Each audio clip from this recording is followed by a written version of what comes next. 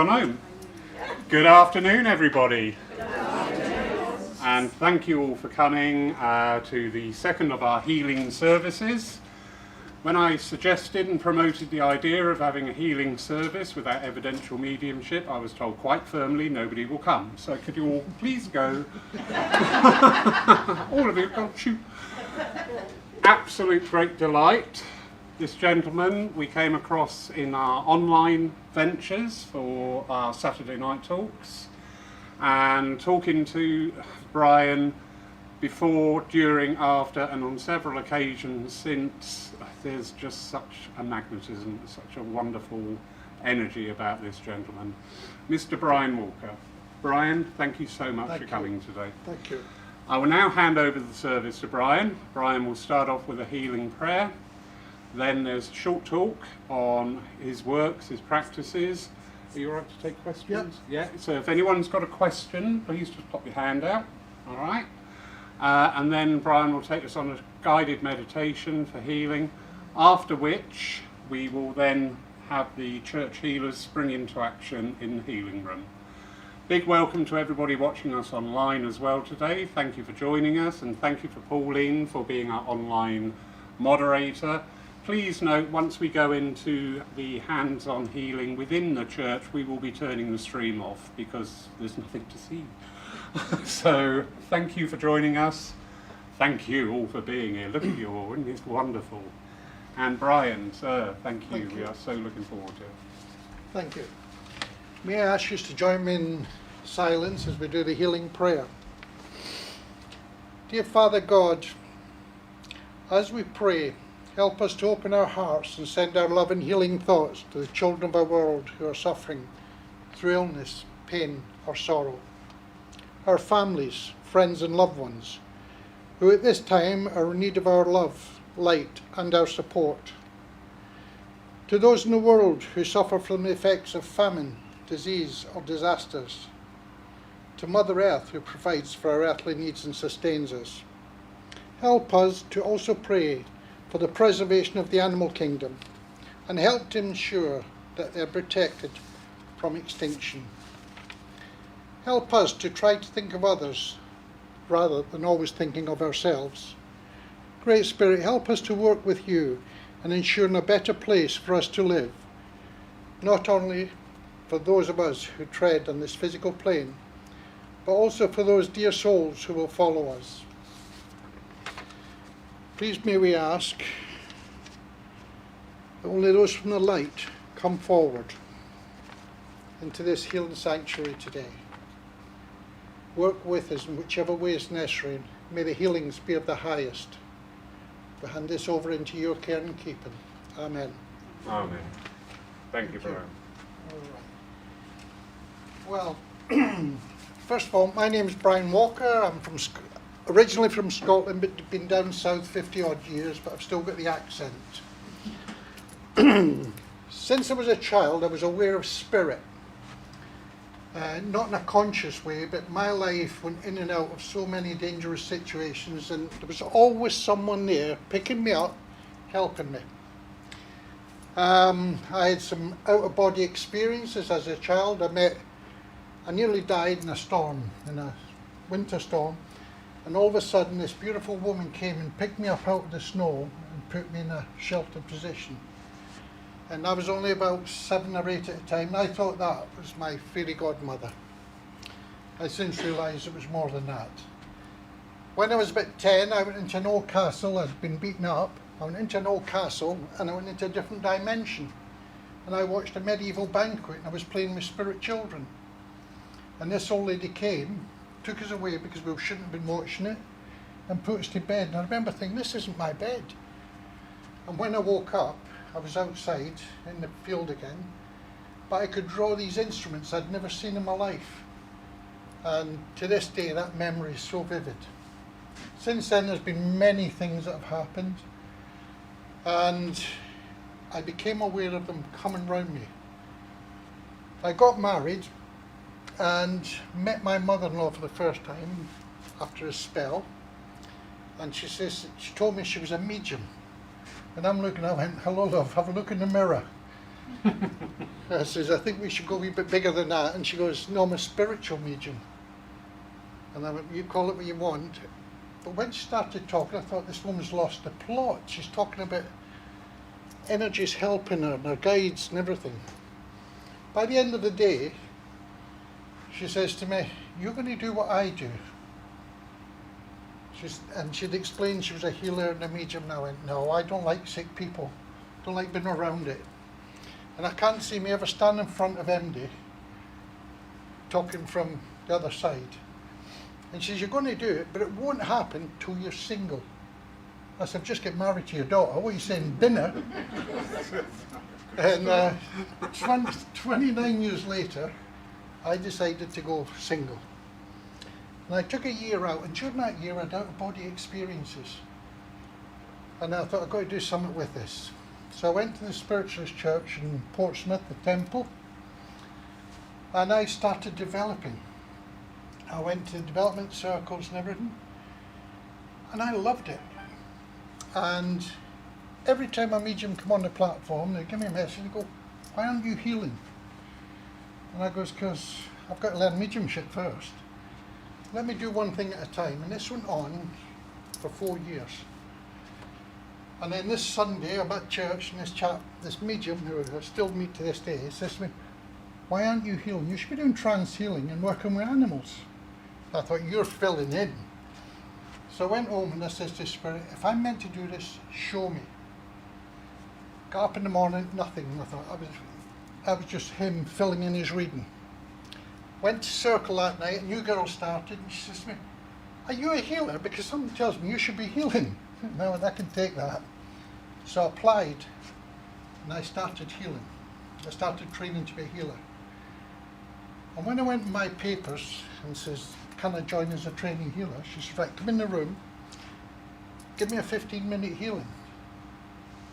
And I'm thinking, where's it coming from?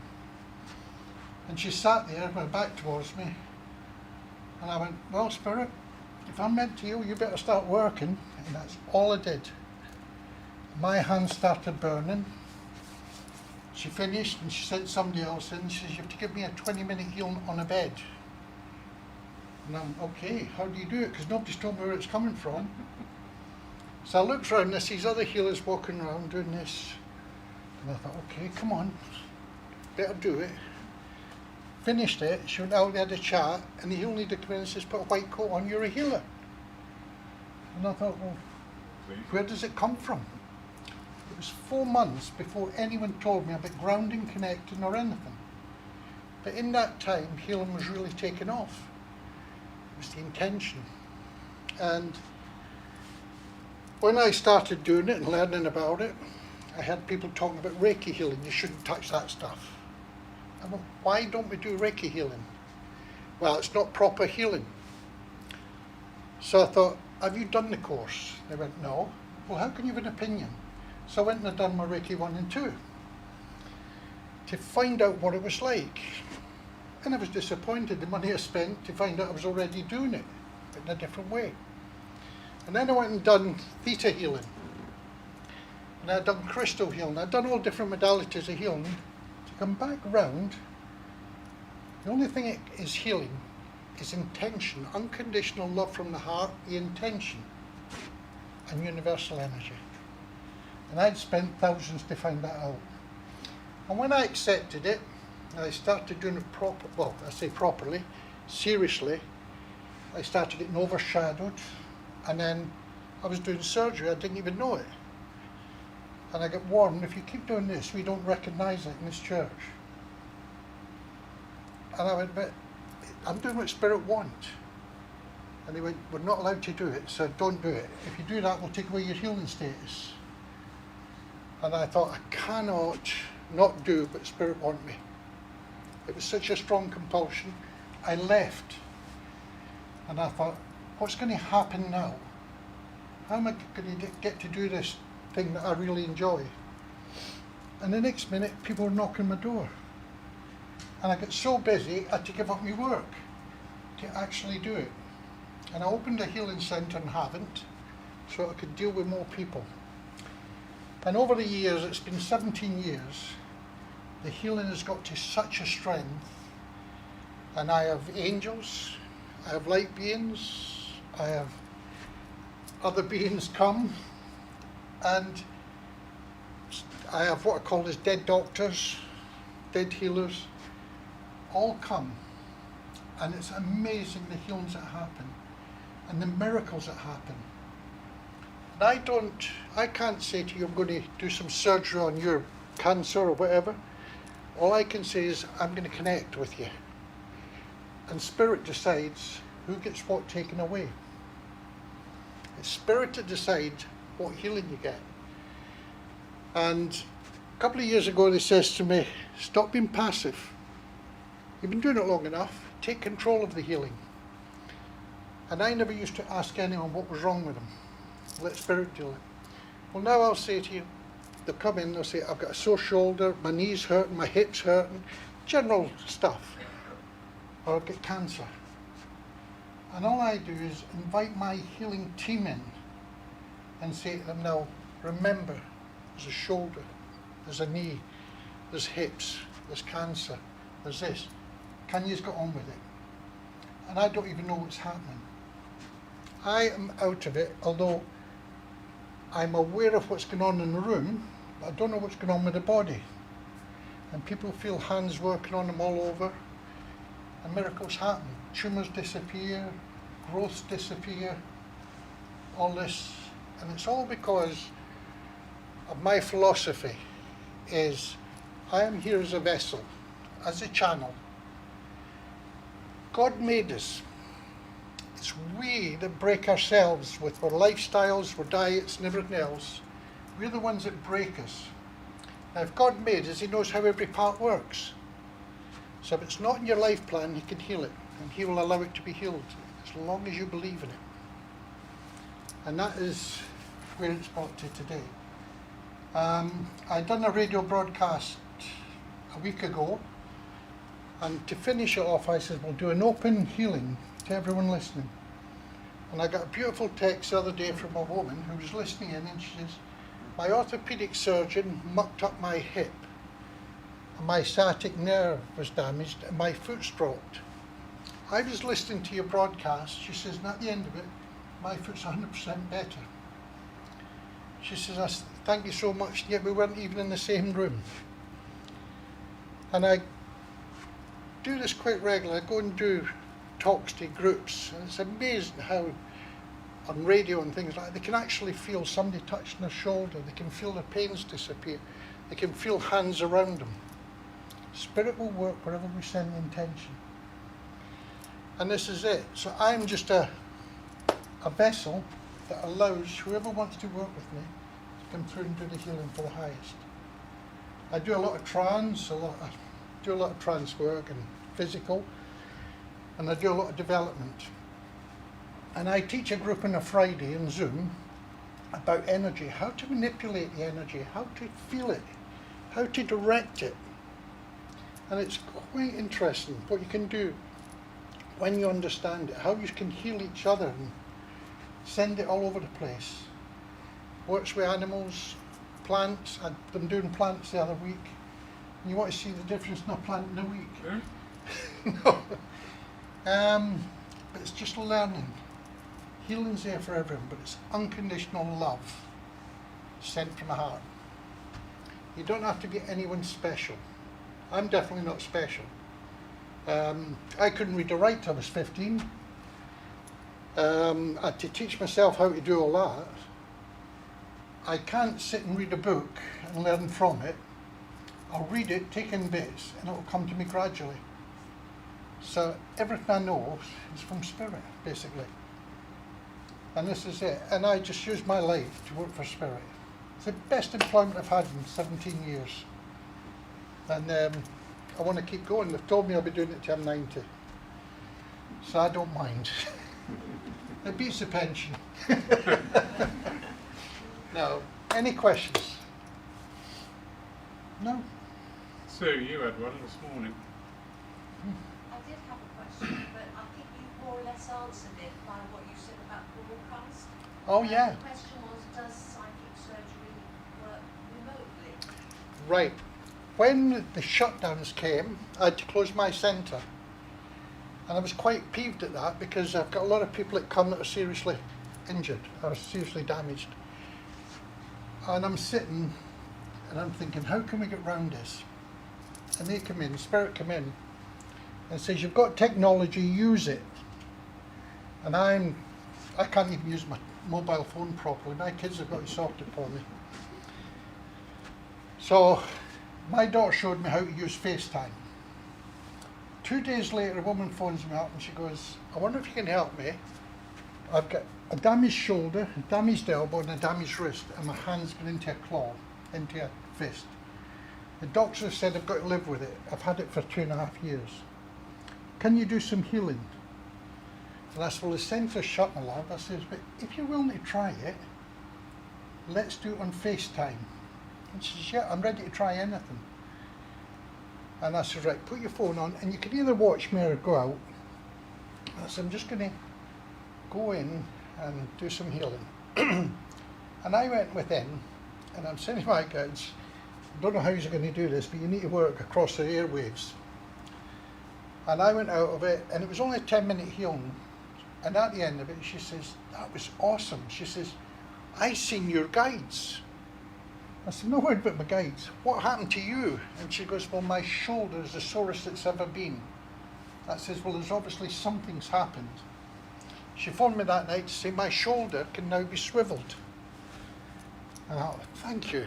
So I said, we'll do it next week. The following week, we've done it again. Again, she's seen my guides. And then her elbow went. The elbow started working. She's going, look, I can do all this. And the third week we'd done it, her wrist actually pivoted and it came out a claw. She ended up with a claw hand as opposed to a tight fist. And she says, it's not very good, I'm not straightening my fingers out. And I thought, how many chances do you want? No, they've gave you the use of it back, what more do you want? No, that's like sending the fire brigade and you go, no, but it's all right, we want a blue one.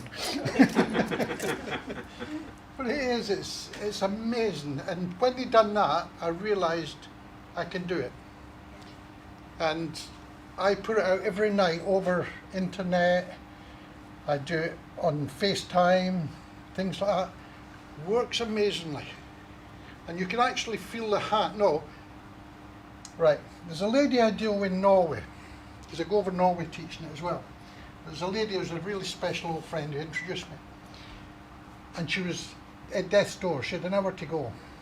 And the consultant says to her daughter, her granddaughter, get the family here now, you've only got an hour. She says to her granddaughter, phone Brian in England and this other chap in Sweden. And she went, what do you want Brian for? He can't get you. And she goes, just phone him and tell him. And as soon as she phoned me, I knew straight away I've got to sit down and send it. And then 10 minutes later after I sent it, the phone goes and her granddaughter says, Nan says, thank you, she's felt it. That woman last month was digging the snow off her drive. She's 85 years old.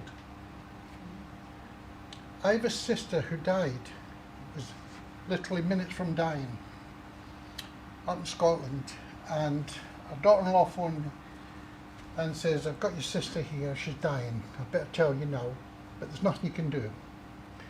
I says, where is she? She's beside me, they put us in a special room. I said, put the phone by her ear. She said, it's no good, she'll never hear you. And I went, please, just do what I've asked of you.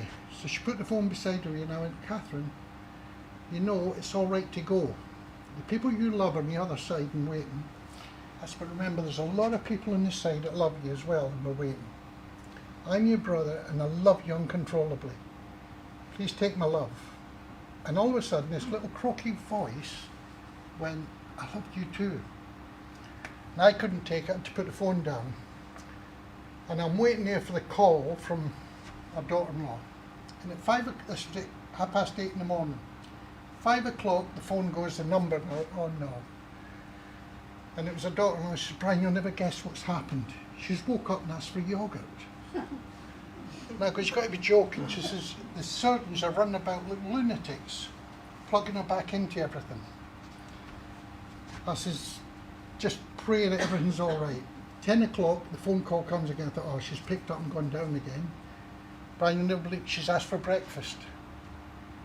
And I went, fantastic. I said, she'll probably be out for the weekend now. On the Friday night, it was a phone call. You'll never believe it. They've said she's coming out tomorrow. I said, prayer and the thought goes a long way. It's amazing what you can do when you believe in it. And we're all capable of doing it.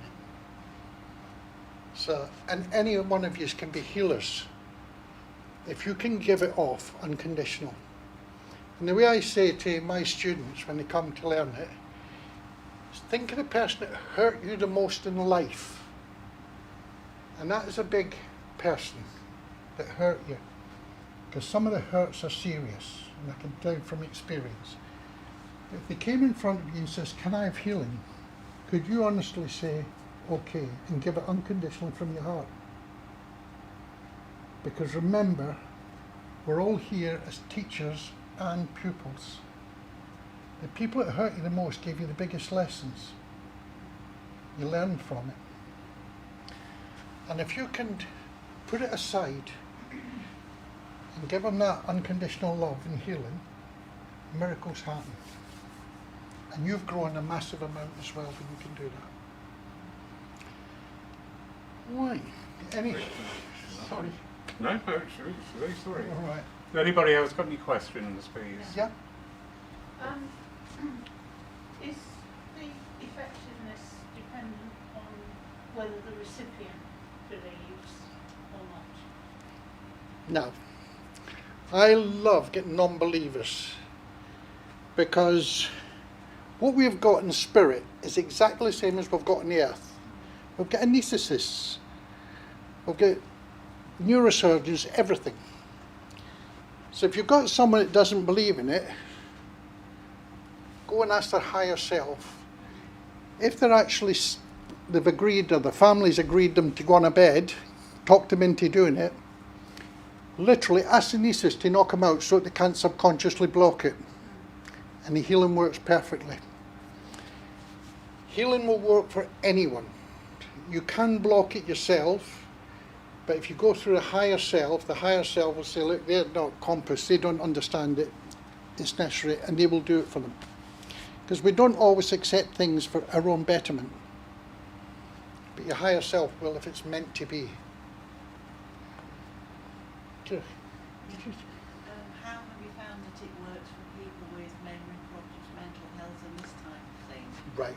Mental health, I deal with children, I've dealt with children with ADHD for quite a few years. But quite recently, serious mental health. One of my friends has got 3 children that were all damaged with the MMR. And they're 18, 20-year-old now. And one of them, Harry, cannot be touched. He's so OCD about everything. And his dad is his rock. But even his dad can't touch him. And he says to me one day, would you do something for Harry? I feel there's got to be something that can be done. And I'll bring him down. I says, nothing. So he comes in, my desk sat there, all these leaflets, and the first thing he does is picks a big handful of leaflets up, and his dad's going, no, and I goes, leave them. So I says, Brian, Harry, and I introduced myself, and I went to put my hand out, and I went, come on, touch. And I put it into a game. And in the end I went, come on, put your hand in, put your hand. And one of the times I caught his hands, but I'd said to his spirit, when you get the chance, connect. And as I caught his hands, spirit connected. And I was stood like that at my desk, with him over the desk, for about 3-4 minutes. I could feel the energy flowing. And Harry stood there just looking at me. When we finished, when I broke away, his dad says, should we take him into the healing room? I said, he's had his healing. He goes, when? I said, just now. So Harry went, we go home. And I went, yeah, you can go home. I said, you and me are friends now. And yeah. He went to walk out the door and he came back and he leant over and he gave me the biggest hug. His dad nearly burst into tears. He said, why has he never done that for me? So when he came back the second time, I took him in the healing room and I let him see me doing healing on his dad. And then I says, come on, you love Dad, you help him. His dad could feel the energy and everything. It's calmed him down. Yeah, I know. The energy's coming back. It calmed him down, and now he loved coming to the centre. But at nights, he would give his dad healing. And it took a lot of the aggression out of him. So there's hope for everybody. No, it's just how you work with it. ADHD children, I had one little boy, he was 7 years old, and he was classed as a danger to his sister, who was only about 9. And his mum asked me to come round, and this fellow was everything but off the ceiling. And she said, I don't know how you're going to be able to do healing on him. I said, well, become the child. And I get down the carpet and I'm playing about with him, with these dinosaurs. And I says, come on, I'll tell you a story. And he's gone, what story? And I said, about dinosaurs. I'm thinking, oh, dinosaurs, I'll make it up. So I've got him over by the settee, and I says, you lie on the floor there, I'll lie over here, and just took his foot. Just put my hand on his foot, and I starts talking in this random about a dinosaur that done all this magic stuff.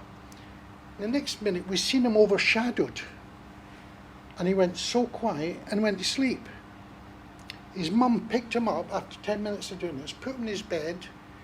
He slept all night, got up the next morning, it was a different boy. And it lasted for nearly a week. But Dad didn't agree with it. You're not doing that with my children. Now they've broke up, and of course he's away in a different part of the country, but it was helping him so much. So just know when you get the children and you ask for it, Spirit will come down and do what's necessary. It's great. It works great. Thank you. Anyone? Can I just ask you how you protect your own energy whilst doing that? Right. I sit in the power every night, and I raise my vibration up as high as it can go. If I'm going somewhere where there's a risk involved, i.e. negative energies or whatever, I just ask my guides to put a cloak of protection around me and to protect me. I go, like next month, July, I'm up in Somerset in the healing weekend. 6,000 people come to this mind, body, spirit. I will do about 16 healings a day, and I bounce at the end of it, and I've never had any problem. Because I ask my guides to look after me, they will make sure I'm safe. And I don't tempt problems. Never take anything for granted. Don't take anything for granted. Same as any of you that do the trance, that dabble with trance. A number of people, when I've opened trance courses, and they say, invite them in, invite them close, feel their energy, get to know the energy. And then they'll invite them in, you say, did you feel them? No, I seen them, it's all right, I seen them. Wrong. You've got a bad side and a good side. You're a nice little gentle lady sat there, but when somebody flips your boat, yeah, you're a lady you don't want anybody to see. Your guides and everything are the same. Yeah. We don't want to see the shadow side. So never go by the look of them, go by the feel of them. And that way it protects you as well. Thank you. All right, any more? Is that healing time? It's Thank you, sorry. meditation time. We can do a short Oh guided yes, the meditation, sorry. That'd be Yeah. lovely. Would you Right. like some music on in the background with it or not? You can put some gentle music on. Yeah. It's AC/DC, is that right? Yeah. This is some powerful steps to build up your energy.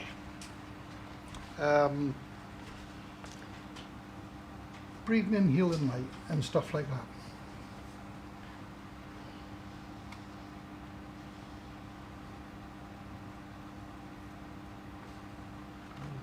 Yeah, carry on. So, no, Yeah. sorry, ignore me. You carry on, sir. All right. You're in charge. For your mind to control your body, it must first be calm and quiet. There's a simple way to do that. And that's when you breathe in deeply. So I'll take some nice deep breaths in. Inhale slowly. And slowly exhale. As you exhale, breathe out a little bit more. This will totally empty your lungs of any stale air. Now take your first real breath. Suck it right in from the bottom of your tummy. As you're breathing, say in your mind, I am breathing in a healing light. At the same time, imagine a pure white light covering you. You are now full of pure spiritual energy. Don't force anything, let it happen naturally. As you exhale, say to yourself, I am breathing out all my stress and pain. This will cleanse your energy field, your aura. Thinking of a pure white light surrounding you will also raise your vibration. Keep doing this. Slowly breathing in and out. Breathing in a pure healing light of energy and breathing out impurities. Be calm and relaxed. Don't overdo it, otherwise you will become lightheaded.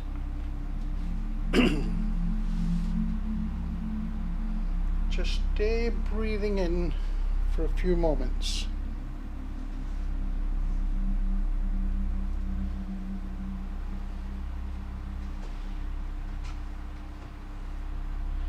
After doing this, you will feel balanced. In this state, keep imagining the white light covering you and ask the universe for happiness and calm in your life. Ask for love for everyone, everywhere. Remain calm and focused. Don't ask for money or material possessions. Just ask for peace and love. Everything else will follow. Say thank you for what you already have, and all your wishes will be granted. All the power of the universe will now assist you. Doing this will change your life.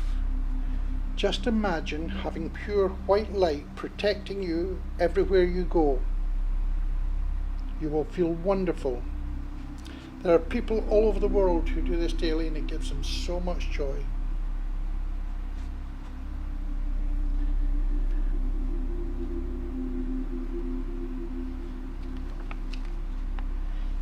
Imagine yourself protected by that pure white light. This is extremely powerful. When you are calm and covered in a pure white light of love and ask the universe for help, your body starts healing automatically. Your thoughts are powerful, and energy healing affects your body at a quantum level. You can heal yourself, but if healing is new to you, a trained healer can help accelerate your healing using healing touch. Just stay in there, breathing in and out, keeping yourself calm. Imagine that pure white light covering you. And then finally ask the universe for happiness and peace in your life.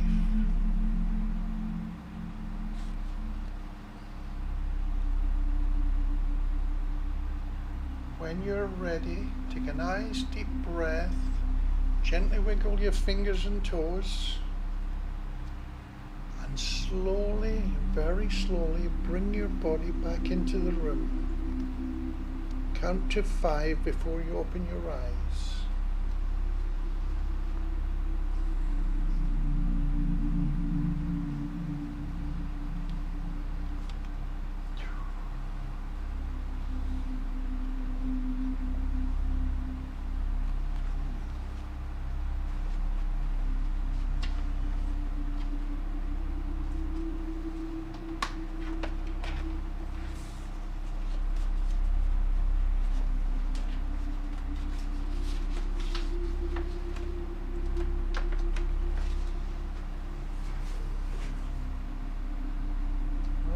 Gently back in the room.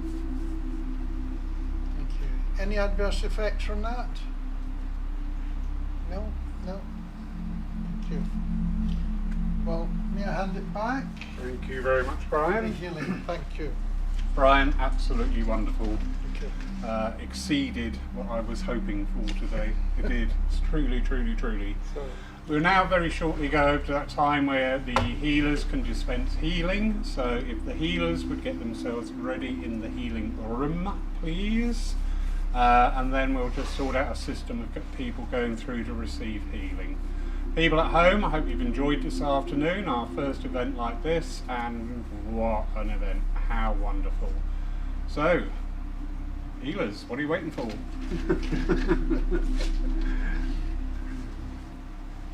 Stay up there and Yep. sort something out, please. yep, no problem. 2, 3, 4.